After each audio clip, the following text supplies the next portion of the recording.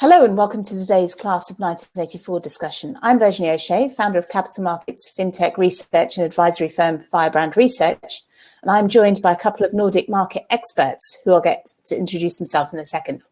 But first, as with any bit of effective distance learning, we're going to begin with a story, a bit of a history lesson if you will.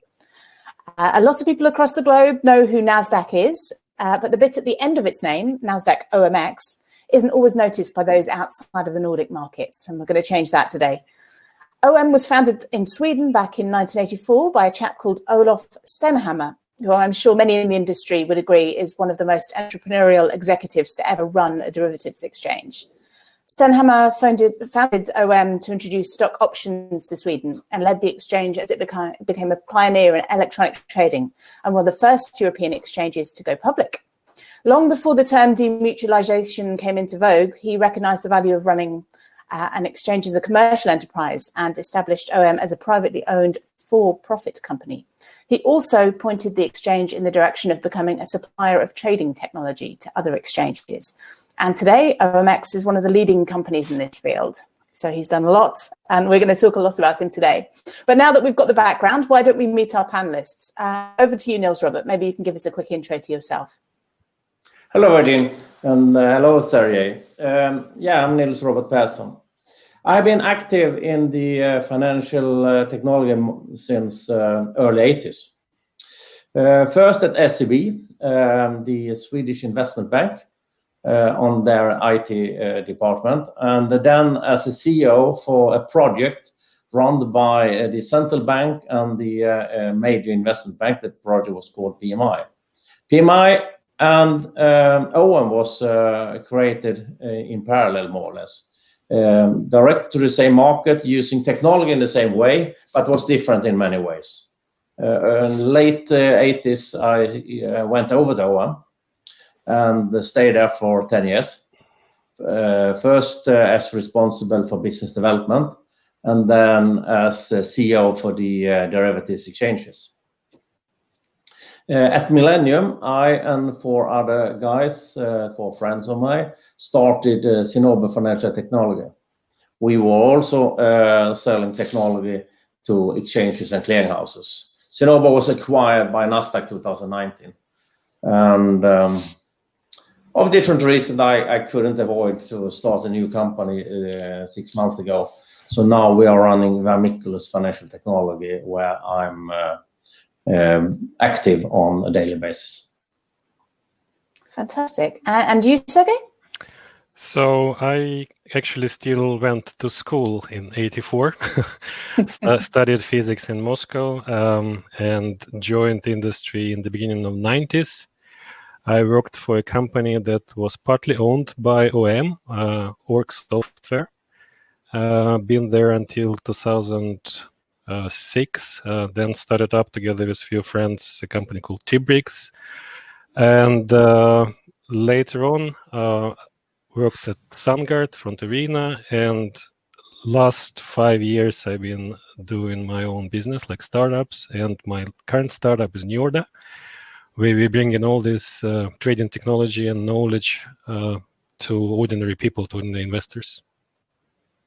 Fantastic. So definitely sort of relevant to what we're going to be talking about today. I mean, we've heard the history lesson, but perhaps we can start with you, Niels Robert. I mean, what compelled Stenhammar to launch OM in the 80s? What problems was it solving at the time? I have happily listened to his story many times. Last time was, in fact, in the Swedish broadcasting this summer. We have a program called the Summer program, 2 hours for one person to talk about his story or her story. And Olof was a guest this summer, and he presented his story again. He was, in fact, between jobs. At the university, he was selling swimming pools in his own company as a way of financing the university studies. After university, he moved to Chicago. He was working on one of the floors in one exchange. I think it was CBUT he was working at. He was there for a year. He learned a lot. Came back to Sweden, got an ordinary job, CEO for a small company. which he found very boring after a while, and the company disappeared, and he was between jobs, so he had to do something on his own, and that was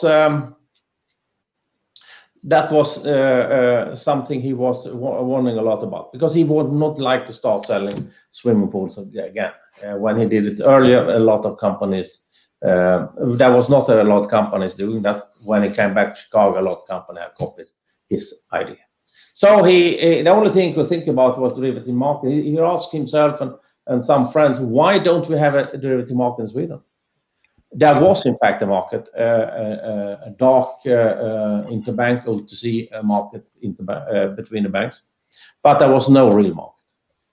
And he got a team of extremely smart people, very driven team, and he also got some owners into OM representing the financial market, like SEB, Carnegie, developed by family and such.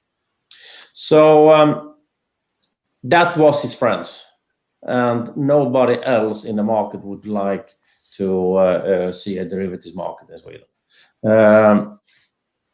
So the problem he solved was to open up an open, transparent, fair and orderly private-owned exchange. And I don't think anybody have defined that problem before he did it, but afterward it was obvious that that was the problem he solved. Sure, fantastic. Yes, I mean, it's going from swimming pools to Chicago and then learning lessons there and bringing them back to Sweden. Certainly an interesting journey going on there. Goodness. The market was extremely regulated, as I heard at that time, and options were actually defined as financial contracts at that moment. So that was kind of a creep hole for Olof Stenhammar. Yeah, but I think the team with Olof was the reason why the definition of option was happy for them. They worked extremely hard on defining the contracts and the legal space for a future exchange. Sure, and what was the industry reaction at the time to the launch and sort of the developments and what they were working on? It was there was a couple of different kind of reactions. I would say that the domestic reaction was very different from the international. The domestic arguments was mainly the Swedish banks. They didn't like it. If they who were shareholder were not against, but all other was really against, because they would like to protect their OTC market. The regulator, the Swedish financial supervisor, was definitely against, because they thought they did not have any knowledge about derivatives, not at all, and they were sure it was extremely dangerous. So they were trying to do their best to avoid the creation of a new market. The Stockholm Stock Exchange and Stockholm Fondbörs was absolutely against. They had a legal monopoly for equity trading, and they would like to protect that. So single stock options or futures were nothing they would like to have established in the market. They in fact started their own derivative market called SOFE, Stockholm Option and Future Exchange. It was a floor-based exchange. The CEO of the exchange was Stefan Ingves, who had been the CEO for the head of the central bank in Sweden for the last 15 years. So that was the place he started his career. That floor was closed down within 12 months.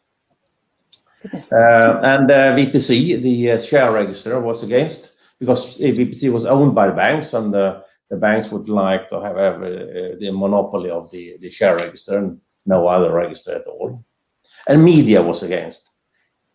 Internationally was different, because internationally mainly exchanges saw OM as something extremely strange, and maybe as a threat as well, because it was private owned, run for profit, should never happen, most exchanges. OM started with electronic trading. that was, of course, much worse than floor trading. And exchanges mainly in US was still saying this in the 2000s, that floor trading was much more secured and efficient than electronic trading. And clearinghouses, they didn't like the idea of have end customers into the market. They didn't like OM to offer clearing for OTC market. That was like going to bed with your enemies. They didn't like vertical silos. That was not an appropriate solution. And last, and I think a thing everybody said at every conference in the late 80s, a serious exchange don't make marketing.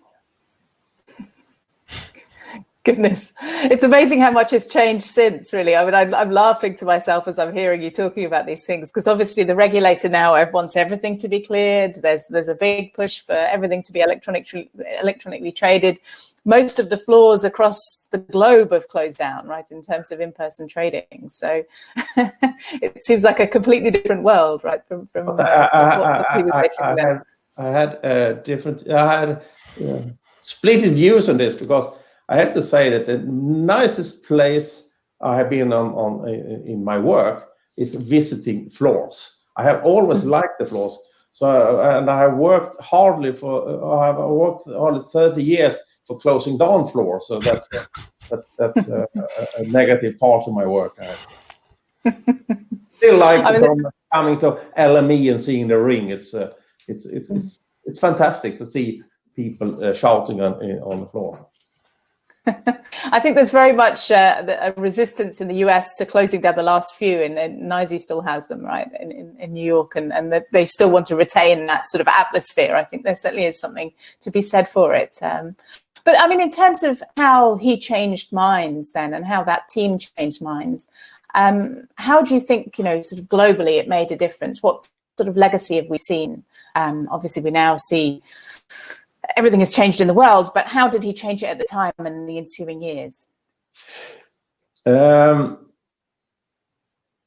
course, there was after a while large changes, but to start with, he had no sponsor except the owners and his small team.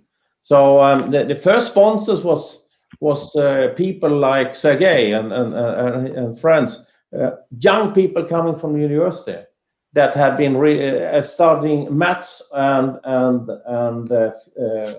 financial. They were interested of derivatives. They were taking the derivatives as a serious part of the financial world. So there the real sponsorship came from. So, but OM had to start educate people, make advertisement, make a lot of marketing and sales. And that was something that the financial market were not used with at the time. Having customer meetings where we were educating and marketing a lot of private persons as well as small companies. I mean, OM was a success, but not only because owner had a fantastic team around him. It was also a perfect timing with the changes in the society. People started to be much more engaged of their own investment and their own money. They were interested. You could see posters almost every day with this is the 5 shares you should buy, or this is the way to leverage your investments.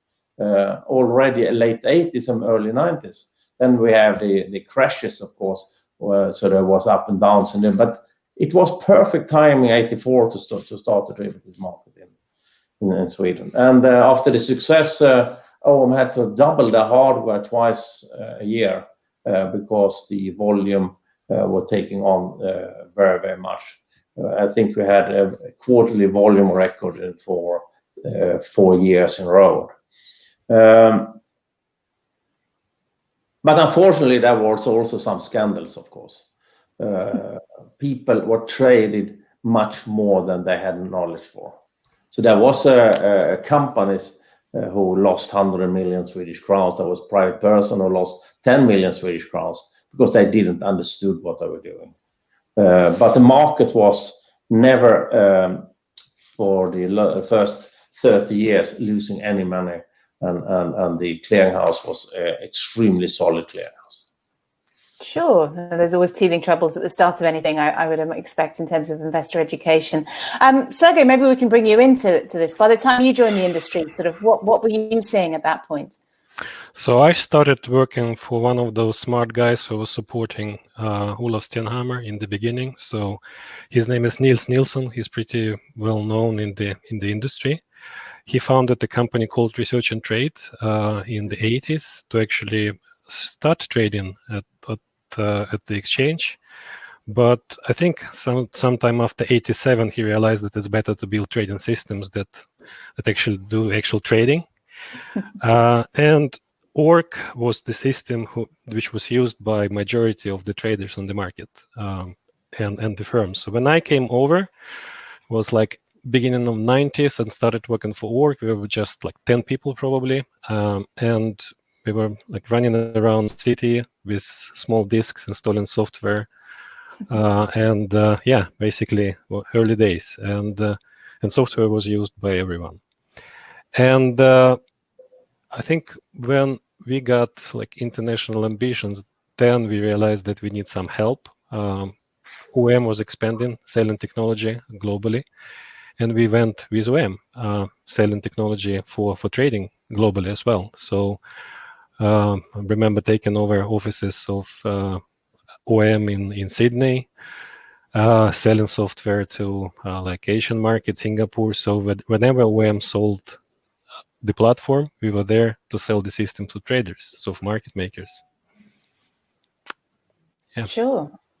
And obviously, OMX is now best known for being part of NASDAQ, and that sort of happened in 2008. There were rumors at the time. I remember I was writing about it at the time myself.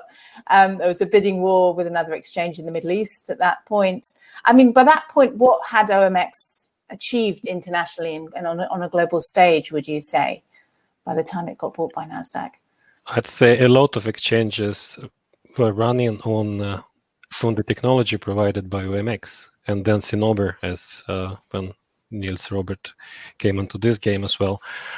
And it's setting up the standard. So we were talking about floors before, right? So I remember being in Chicago 97 on CBOE on the floor. We had one of the market makers using the system.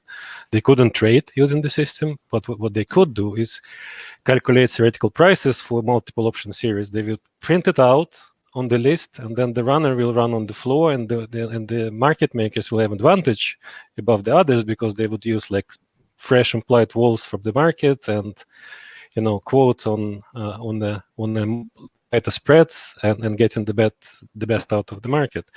So and then the transition is actually, I think it was contributed a lot by OM, transition from the floor to electronic trading. So me personally, being there in Australia, in Hong Kong, in Singapore, in Montreal, so that's all OM technology being sold and implemented. And Niels Robert, maybe you want to comment at that point in 2008. What do you think? I think the achievement on technology was great, and totally agree with Sergey's description. But also on the exchange side, there was a lot of achievements. I almost started to link markets, and that was something nobody heard about. It was impossible, of course, for floors to link markets, but for an electronic trading platform, it was possible. And due to some extremely strange tax ideas in Sweden, we immediately started an exchange in London called OMLX. And OMLX and OM Stockholm, two different jurisdictions, two different companies, two different exchanges, had one common order book. So a buyer in London could meet the seller in Stockholm. And the buyer in London had OMLX as counterpart, under the British supervisor, I have to say. And in Stockholm, the seller had OM Stockholm as a counterpart under the Swedish law and with financial supervisor as regulator. So that was definitely the first linked market in the world, and had a lot of different copies after that. OM also started listed foreigner products. The first one was German options on a German equity index called DAX. There was a couple of others as well. So and nobody else had before us at that time listed foreign products, and that was definitely an achievement. Also, the fact that OM started subsidiaries in Norway, in France, Spain, Italy, and a couple of other countries, starting the markets with our own technology. All the subsidiaries was later sold to the local markets, but that was also a way of selling technology to create the market, because there was no electronic marketplace for derivatives in France or Spain or Italy or Norway at that time. So there was a lot of things around OM that later and today is more natural, but at that time was extremely strange. Sure. And if we think about, I guess, part of our discussion today is about the legacy of OM. I mean, what do you think the locally, what can you see that's can trace its roots back to OM and the birth of OM in the 80s? If you think about it from the long-term impact perspective, would you say, on the fintech space? I can start, but I think it's extremely different, almost not comparable. When I was head of the option or the derivatives market in Stockholm, OM Stockholm, we had almost 100,000 customers. I think there was only 1,000 or 2,000 left to 100,000 customers in the clearing. So end customers, small companies, a lot of players. Only the Dutch market had similar figures. So Sweden was absolutely unique at that time. But after MiFID I, MiFID II, robotic trading, algorithmic trading, high frequency trading, very few is still in the market. So now the spot market and the structured products and such markets are much more used by private persons, private customers than it was in the 90s. And the 100,000 customer was definitely a result of the education and the marketing I did. Today, it's, at least compared with the 90s, extremely poor liquidity in the derivative market at NASDAQ OMX today. Mm-hmm. And from your perspective, Sergey, from the fintech side, where do you think there's been, compare back in the 80s to now? I mean, where do you think that you can trace the roots of all the work, the groundwork that was put in by? I think first of all, I have to agree with Niels Robert about the derivatives market being like hit probably over the last years, and I think there are many reasons. It's probably easier to make money when the market is going up like it did, and no one cares about options. The knowledge actually disappeared. I mean, you can still find pockets of knowledge, like still in the Nordics and in Holland probably. But overall, people who know options, they will do structured products today, and probably not trade options, or they will sit and manage someone else's money, and thus not this trading. It's a lot to do with the regulation, of course, but also with the market itself. On the fintechs, I think if you look at the legacy and people who worked at OM and around OM, you will find a lot of those people now in different startups. Like Swedish unicorns like Klarna, there will be people from OM, definitely. Think people from OM. So myself, not from OM, but did a lot of startups and affiliated both with CBOE and now doing the Swedish projects. Definitely, and then the this sense of innovation and how you find kind of how you can use the changes in the regulation and open up opportunities. So to mention PSD2 that open up clients' data, right? So and a lot of startups are dealing with it, and waiting for the next one. Not just the accounts data, but also data about the investments. I think that will be another big wave. Sure. Niels Robert? From your perspective, I mean, what do you think the lessons fintech markets of today can learn from the work that was done back then? I think the most important thing is to never give up. Because if you had that talent in the 80s, Olof had given up many times. It was a real tough project before it was a success. And nowadays, it's when you're reading the history books, it seems many times that Olof had an idea and it was a success immediately.